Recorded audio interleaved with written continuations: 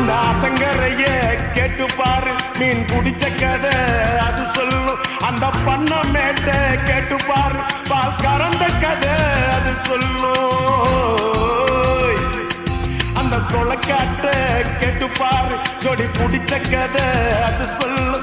அந்த டூரிங் டாக்கிஸ கேட்டு பாரு, படம் பார்த்த கதை அது சொல்லும்.